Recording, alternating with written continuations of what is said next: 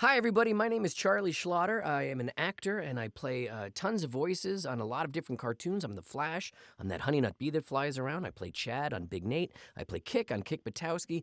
Countless things, but I'm here to say that I'm proud to be in a new episode of Amber the Fangirl. So I hope you all listen. Anyway, Amber Jones, take it away.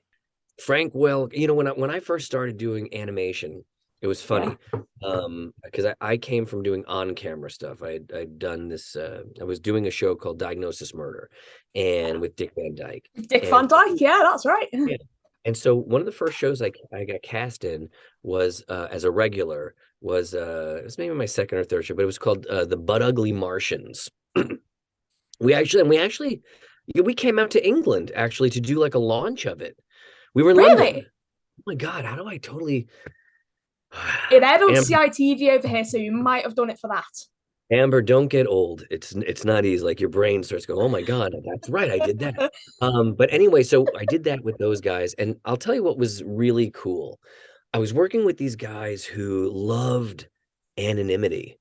Like it was really cool that you could be Pinky from Pinky and the Brain and go to the grocery store and no one knows you. And I think all those guys really kind of liked that.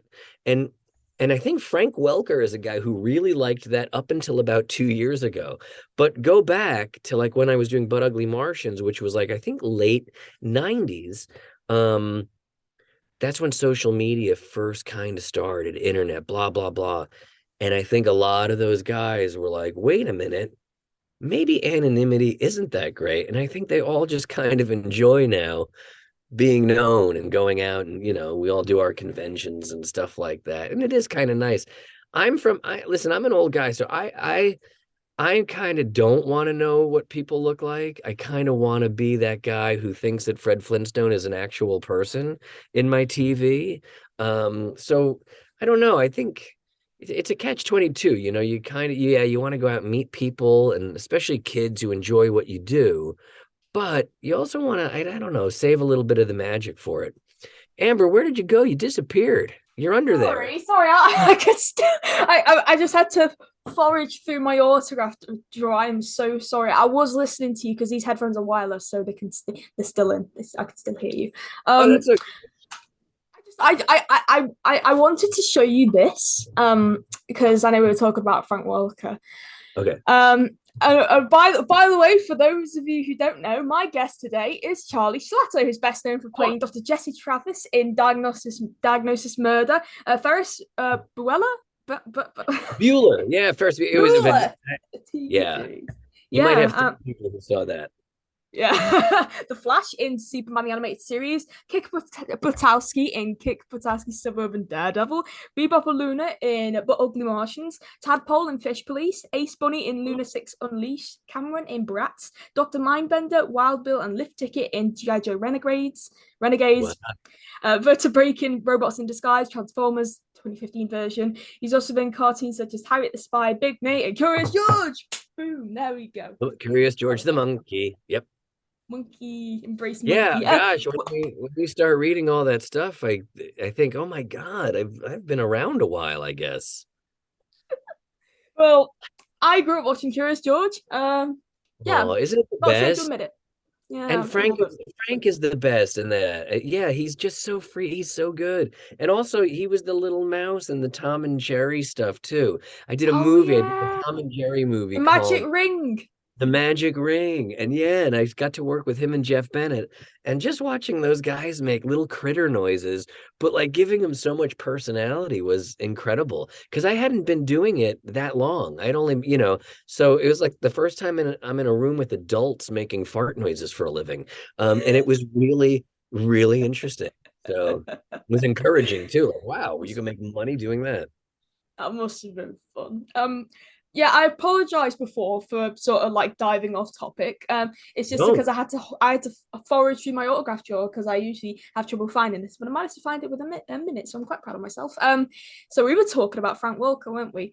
Yeah. And for everyone at home who doesn't know already, which I think is probably 1% of the world, I met Frank Welker back in October in Edinburgh, and we had a grand old time. We had so much fun, and he signed him and Peter Cullen His transport. Yeah, they're kind of doing a tour together right now. It seems like I just did a thing in South Dakota. This thing, charity Voices for Against Cancer. Voices That's Against it. Cancer. Yes, Yeah, thanks because for you bringing were that up. Yes, there. so they were there for that, and I think yeah, that's the last convention I did with Frank, and he's just, oh my God, just watching people fanboy over him, it's insane because I don't think that guy ever knew. I mean, he just lived such a modest life, and now he's like doing these conventions, and he's like, oh my God, I'm a rock star, and and he's so modest about it. He has no idea, but and Amber, I could be wrong, but I think he's in like the Guinness Book of Records for, most I think you're right. performances in movies and TV. I mean, he's like I think probably the you're most right. recorded actor of all time. Yeah, that stock cat noise, dog noise, that's him. Yeah, yeah. The little dog from The Grinch That Stole Christmas with Jim Carrey. Max. Yeah, That's him. I mean, that's his little voice, whimpering and all his stuff. Like I thought they'd just yeah. get a real dog for that, or they use computer stuff, but no, they literally say, "Let's get this guy Frank to come in and make some puppy noises." It's pretty Yeah, awesome. I know, it's brilliant. So Yeah, him and Peter, they do like a script reading at like conventions. I don't think they did it at Voices Against Cancer. It's usually when they do a no, panel together. no. I So think they that's the they first time they did something together. I think that was the first time. So probably based on that, they probably just kind of regrouped and said, "Hey, what could we do that's really fun oh at no, they've been convention?" doing it like for a long time. They did it at the Oh, one in 2020 before the pandemic, the one in the UK. So they've been doing the I script didn't reading know before. that. I didn't know that because I thought that was like one of the first times because No, that was 2021. they've been doing Uh, conventions. They did HasCon 2017 together. I think they did a few before that. okay, okay, Yeah, Frank's first one was a BotCon 2015. gotcha. Yep, and I surprisingly know a lot about this. So they did script reading and stuff like that, and Frank's reading it and Peter's reading it. And I'm just on the front row, like I'm just like a toddler looking at the TV. If Teletubbies comes on, you're thinking, oh my god, it's just Yeah, crazy. yeah. So and he ends it, and he's like, and he comes towards the front of the stage, and he starts at the front of the stage. I was like, what's he doing? And he was like, he sort of looks at me and gestures me to like, I'm like, he gave me his script. Were you wearing the ears at the time? Would you have the little light up ears? Is that why he noticed you? Yes, no, because he saw me on the front row. Oh, I thought he saw the video. I was gonna say because yeah, I had the cat ears on because I was meant to be Rabbit from Transformers. It was a very lazy, sloppy cosplay that I put together within the span of 10 minutes. Yeah, he had seen me before and stuff like that, and I was on the front row, and because I was filming and stuff like that, he saw me and he pointed at the camera and he could recognize me in these cat ears every time he saw me. I was like, oh my gosh. So he gave me the script. Oh, He said, if you come to my table later, I'll sign it for you. And of course, you got to get past all the grouchy convention staff who will probably force you to charge because that's what they tried to do to me, even though right. Frank wanted to do it for free. Um, Aw, he's the best. I know, so it's all his thing, and he said from one actor to another. Aw, From that's him. I know. Yeah, he's the.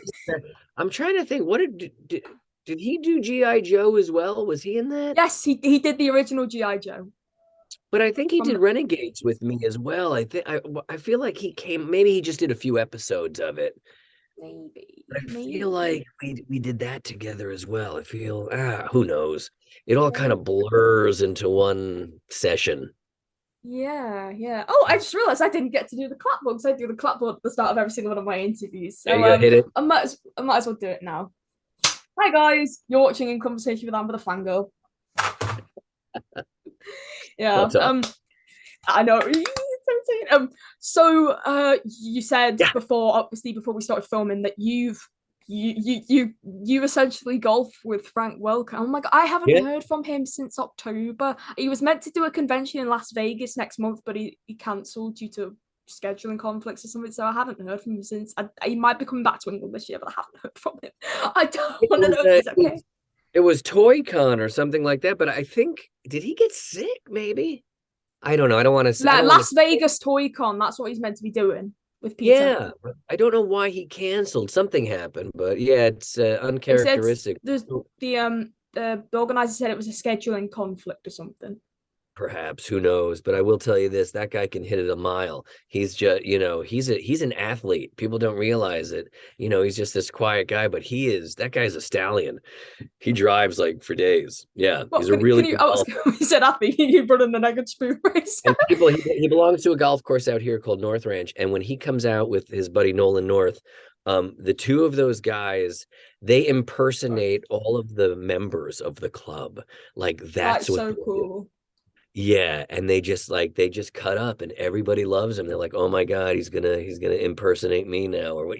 He's just so good. He's just got this great ear and this it's an unbelievable talent. I mean, there's nobody like him. Nobody. Wise words. No true words have ever been I know, said. I because tell you he's that. listen, Amber, you've heard the saying, you don't want to meet your heroes. He's a guy that you do want to meet. You know what I mean? Because there aren't a ton of people that are just so great at being a human. He's one of those guys. Whenever I go to conventions, people want to talk about Dick Van Dyke, and I could talk about him forever just because, yeah, he was a hero, and it was just such a Still is. blessing. Still going. 97. 97, yeah, 96 or 97. I think he's 97. Yeah.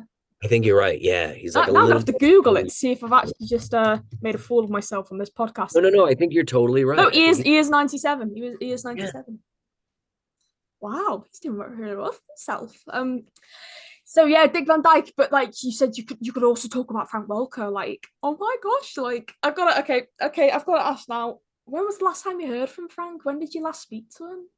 Uh, Less than a year ago, I think it was, yeah, probably about less than a year ago. We ran into each other at some session we were doing. I forgot for what, but yeah, probably less than a year ago. Um, a lot of us don't always cross paths because we're always just kind of doing something. And 90% of the stuff I do now, I'm like recording from home. I'm recording in a studio. We don't get to go out as much and press the flesh and hug each other like we used to. But no, Frank is a great guy. I remember a few years ago, I was doing this charity campaign for this thing called the Leukemia Lymphoma Society. And Mm-hmm. I was just trying to get like some charitable donations, not money, but just like event stuff. Would you have lunch with someone? Would you do this for? And Frank was one of the first guys to call me back and like a handsome donation to the event as well. I mean, he's just such a generous, generous dude. And he's one of those guys like you don't even want to ask him for something because he's going to say yes. You know what I mean? And you feel bad. Like Dick Van Dyke was always like that too. He'd go to all my daughter's dance recitals and things like that. And I like hated asking him because it's like I didn't know if he liked going there, but he went. you know. But I think he did. I think just he's a good human. So, and honestly, it's really rare, Amber, that in this business of voiceover and cartoons that there's really not a lot of a-holes. I don't know what I'm allowed to say on your show or not, but Oh no, anything goes. You can swear if you okay. want. I don't mind. But there just aren't. You know what I mean? And I think it's because we all know that we're not curing cancer and that we're just here to entertain people, and it's not a terribly competitive business either because like okay, today I could audition for three different characters and maybe I'm not going to get those because it's going to go to D Bradley Baker or Rob Paulson or whatever, but guess what, tomorrow I'm going to be in the mix for three more characters, and you know what I mean, there's just so much stuff going around that on camera it was always like a little bit more competitive. You'd be sitting in a room with guys all kind of looking at each other, and it's like, okay, you win. Just stare at me all you want, you win. But this is different. This is like everyone jokes, everyone has fun, and after you've like competed with that guy for a role, you're having lunch together that day. It's like a lot of well wishing for each other. It's really nice. It's a really nice fraternity. That reminds me. I think it was Doug Stone who said he auditioned for the role of a like a monster in a Hollywood film, and it had like four different people voicing the monster because it was like I think it was like four different heads, or it had like a variety of voices in it. I Uh-huh. can't remember the exact story, but he says he got the call the next day saying, "I'm sorry, you four have been recast. We decided to get Frank Welker to do all the voices." Ah. Well, listen, if you're gonna lose a role, it might as well go to that guy. At least you're in good company. So, Yeah. like I said, I got fired from Futurama and it went to Billy West. So at least I know they went in a good direction. It's not like, what, that guy? No, when you're losing something to like a really talented human or someone that you understand, why they've lasted so long in the business, it's an easier pill to swallow for sure. Yeah, definitely. I just had Billy on my podcast actually, so Oh, he's he's quite the funny. best, isn't he? He's I crazy. know. I Like know, he's like crazy. Yeah. he's just inspirational. Like I think when I found out he has autism like me, I was like, okay, Yeah. you're my new favorite person. It's just so great, you Well, know. it's funny. I did a podcast. We did about 8, maybe 10 episodes. Me and a friend of mine from out here. It was called The Cancer Card. It's being played somewhere. I don't know, some vault somewhere. But it was really just like it was about these two guys living with cancer. Me as one of them, and just sort of a comedic approach to making things work out for you because you do have cancer. And anyway, Billy had a little bout also years ago. Yeah, And he so, did. Yeah, we did speak yeah, about so when I that. told him I'm doing this thing, he's like, Charlie, let me get on. I'll get on the podcast. I'll do, and and it was like one of the most poignant guests. He was one of the most poignant I've ever had. And it was just really great. So, whenever you're talking about cancer with someone, they always kind of like, they want to open up. And it's this interesting brotherhood, sisterhood that we all have.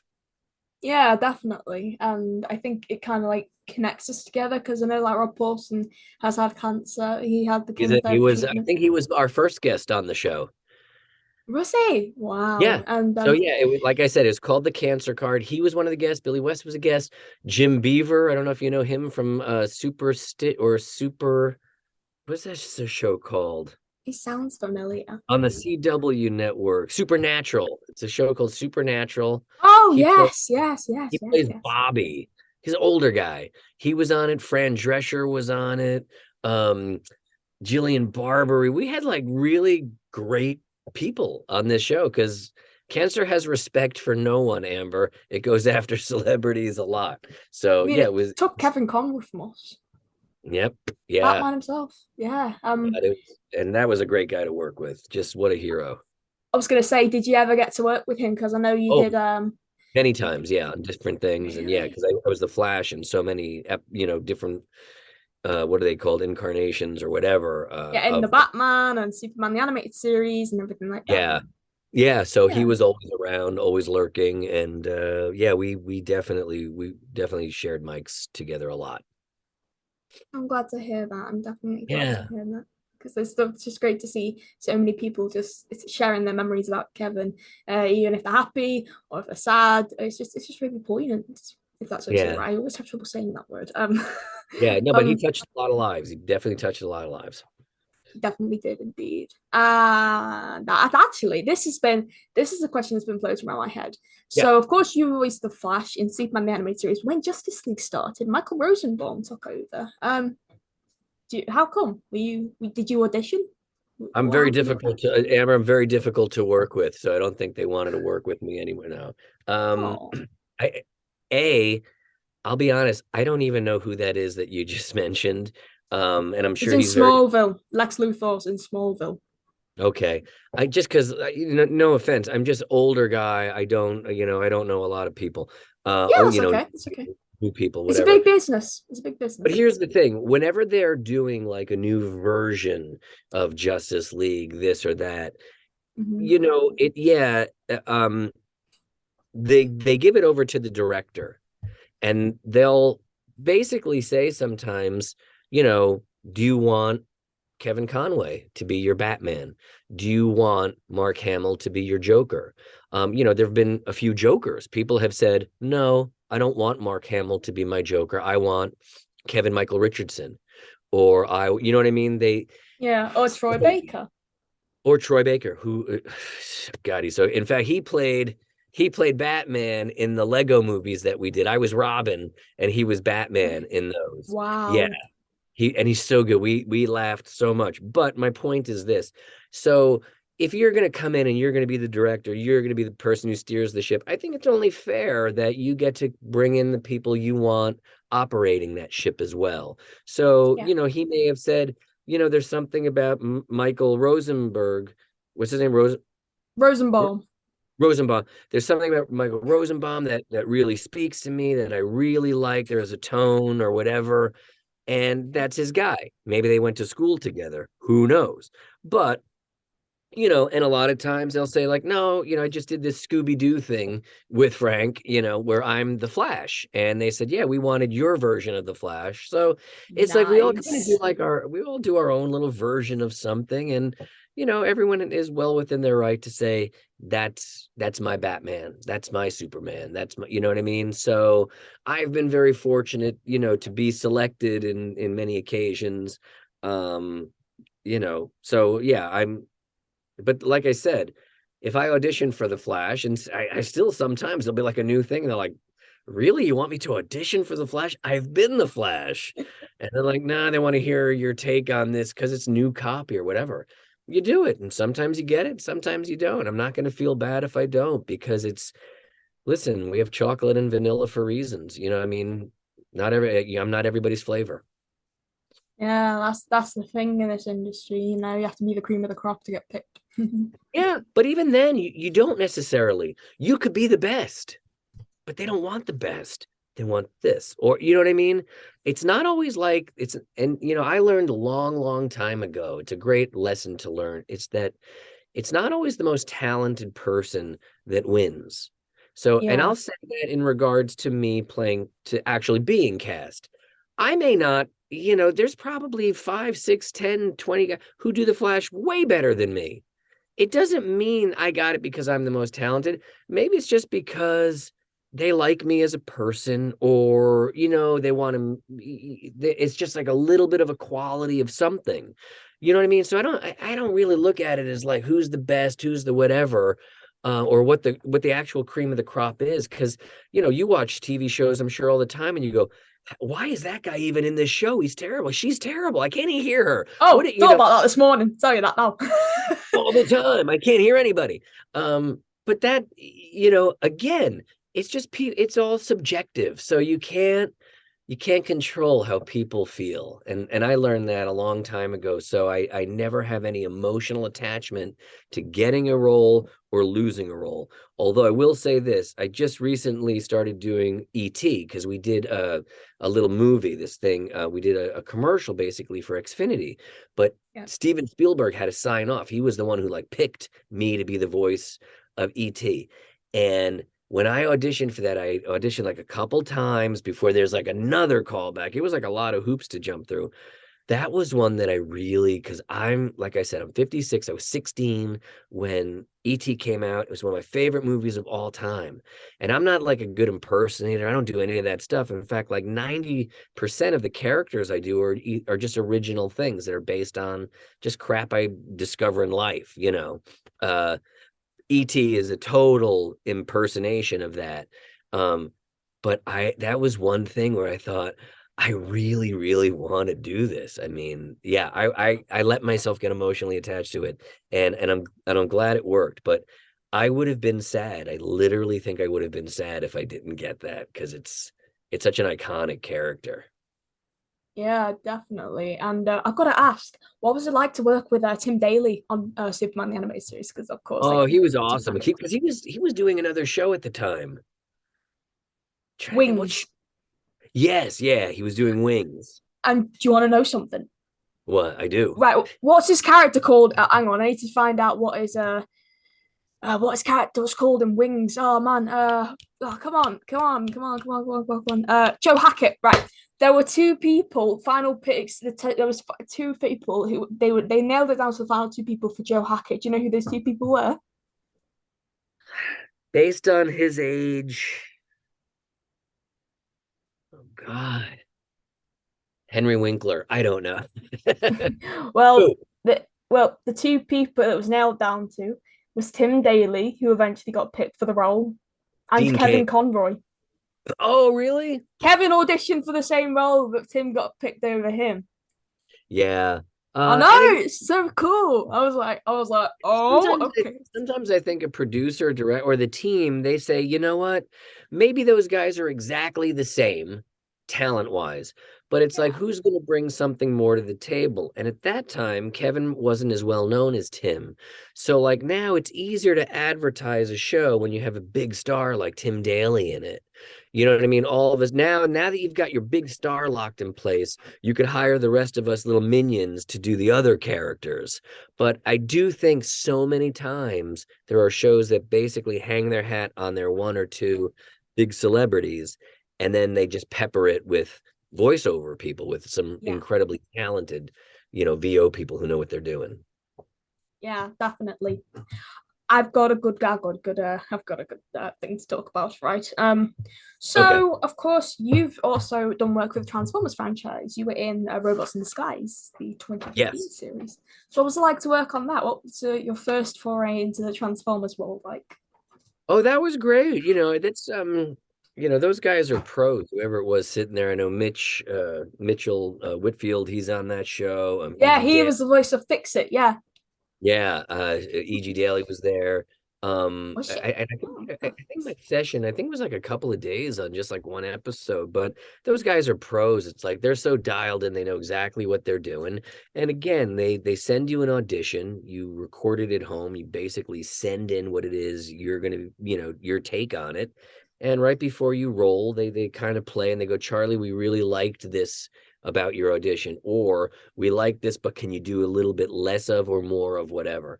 And then you just start rolling. So whatever my take was on Vertebrae that day is basically just what they go with. But yeah, I mean, in a session like that, I love that.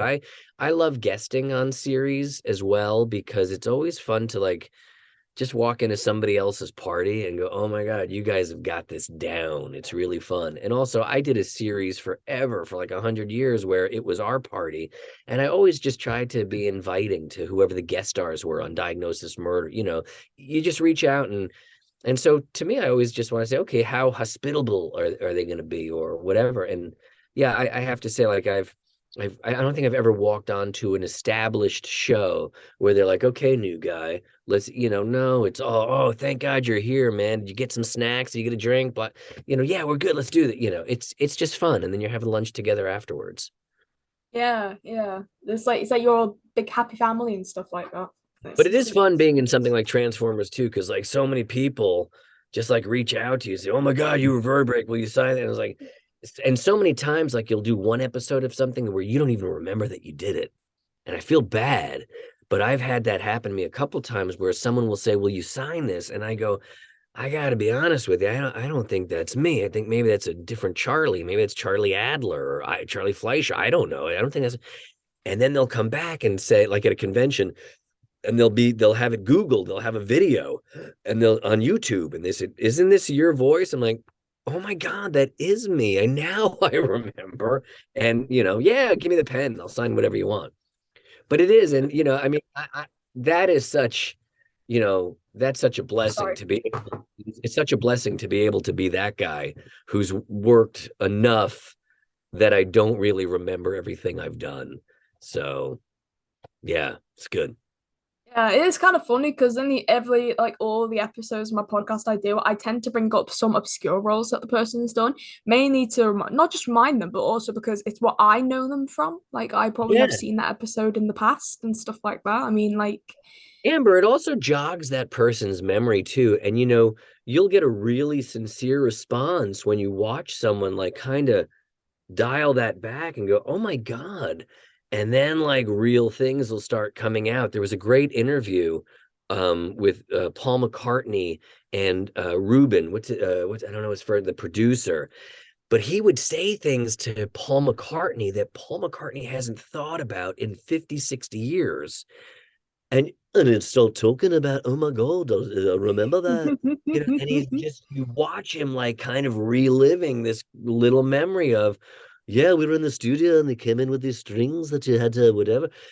And it's really, so no, I think for your sake, I mean, just for being an interviewer, I think that's perfect. I think you're smart to do that. Always find that obscure character, that little jewel in the rough. yeah, thank you, Charlie. I appreciate the kind words. Yeah. All right. Oh, What else do you want to know? I got to go help my daughter move. 25, oh, she's moving again, and I'm too old to be lifting couches, but I'm that dad. That's the kind of dad I am, Amber. You do stuff for your children. You do anything for your children. Oh my God, yeah. Yeah, Oh it's yeah, pretty cool. which brings a question to mind. Of course, you have three children. You have three children, don't you? Three kids. Yeah, Yeah. is it two daughters and a son? Yes, 25-year-old daughter. That's the one I have to help today. Yeah. And 23-year-old daughter who just got her master's in education. And then my Yay. 20-year-old son, Beck, he goes to Mizzou out in the middle of America in Missouri, University of Missouri. They call it Mizzou. Ah, Mizzou. That's Yeah. so cool. Wow. So A have little older than you. He's a junior. I see. So have they grown up hearing your voices on cartoon shows Yeah, at they all? don't care. They don't put much stock in what I do. I mean, I think the greatest thing for them, in fact, like when we first started having kids, I was still doing on-camera stuff, and my kids didn't really like it when I would be approached and someone would say, "Oh, Mr. Schlatter, can I get an autograph?" They would recognize me from something.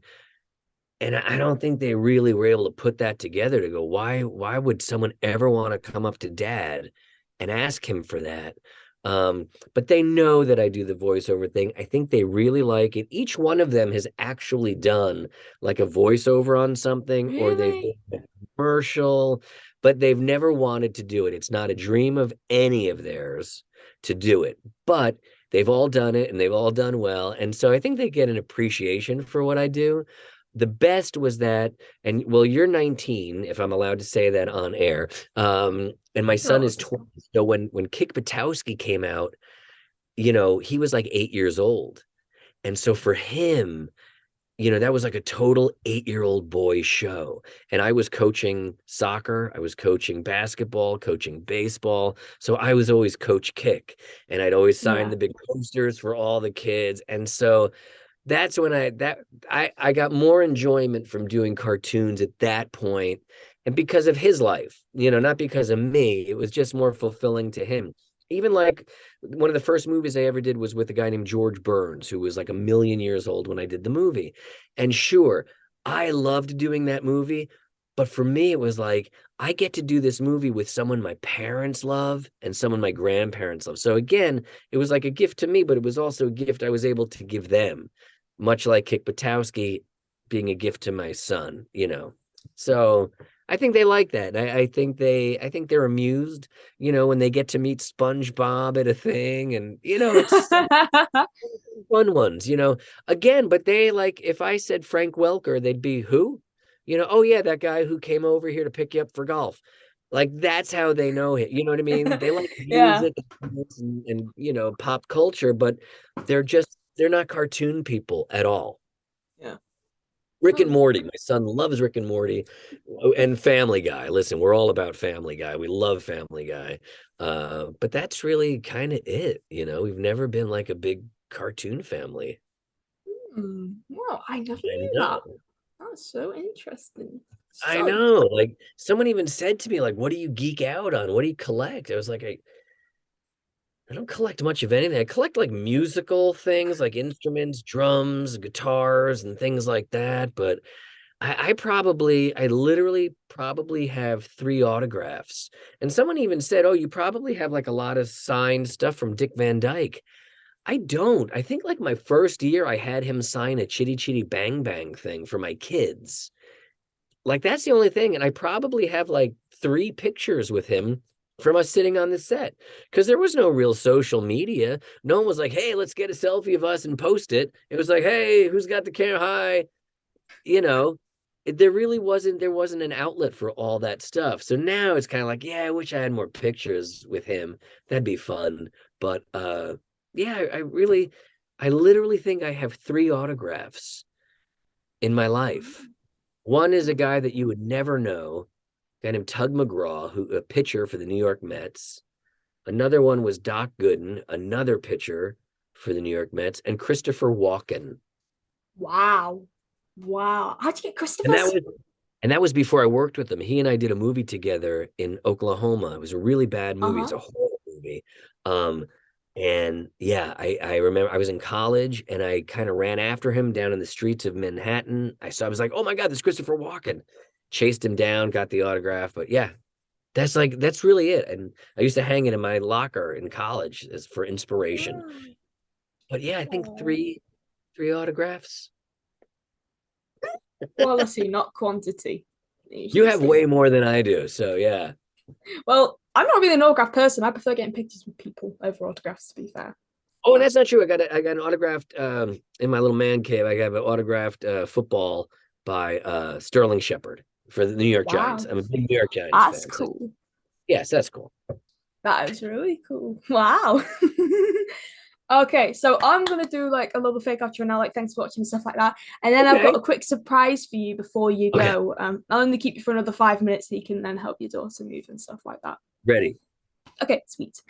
Wow, Charlie, thank you so much for coming on my podcast. I've had loads of fun talking to you. We'll definitely have to do a part two later this year, maybe like a My catch up. that would be my pleasure, Amber. I would love to do that. There's so much more to talk about, us kids. Yeah. Oh, yeah, definitely. Where can we find you on the net? Do you have a website? Do you have a social media I page? do. I do. So I'm on on Instagram. I think I'm just like at Charlie Schlatter. I'm not very creative. On Twitter, I think I'm just at Charlie Schlatter. So like if you just put in my name, you'll find me. Facebook. And I'll be honest with you, I think I'm pretty good at like answering DMs and stuff like that. I don't know, like a lot of people don't. They ignore them, whatever.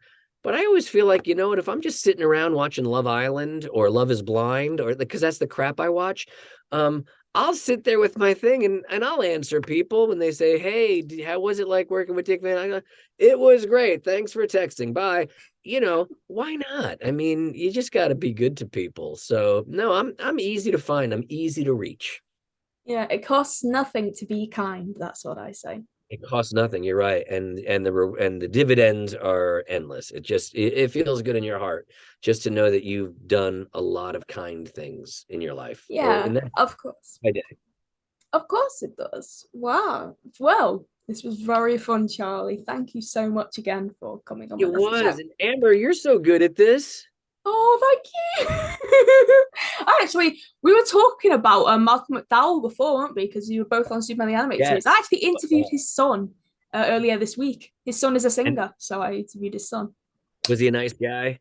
He was lovely, yeah. He's about my age. He's only about a month older than me. Did he sing to you? I don't think he did. On interviews, like I asked people, I don't really ask people like if they could do the voice or something. I just wait for them to see if they can burst out into it or like because Right. apparently it's not. People don't really like it when you ask them to do the voice on the spot. So I asked them to do it. Oh, can you just do it for the intro I want you to record? Or if they just suddenly burst out into it, I'm fine with that. Yeah, sometimes well, I think just as an actor, unless you have a character that has like some really fun catchphrases, or if you're Tom Kenny doing it, whatever, you SpongeBob, could do yeah. that. Like I'll talk like Kick Buttowski all day when someone comes to my table about Gunther and Mellowbrook and hey, I met you at Battle Snacks, whatever. I'll do all that. But like sometimes they want you to talk as the Flash, and then you go like, I gotta be honest with you, the Flash sounds a lot like me. But I mean, there's like it's just kind of straight acting. Same thing. I do this character on Ben 10 called Kevin 11 in the original ones. And it just sounds like me, but just a little younger. So it's not like I hate bursting that bubble, but it's like so hopefully they could just kind of hear it when they're talking to me to go, oh yeah, I'm getting a sense of him maybe being the Flash. So, you Yeah. just say things like back in a flash and you're good to go. Yeah, indeed. To you Yeah. guys at home, thank you so much, yes, for watching this episode of In Conversation with ATF. I hope you enjoyed it very much as I did recording this. We'll see you around. Stay safe. Be kind to everyone and yourself.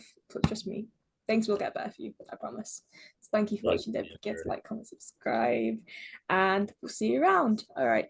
Adios and cut.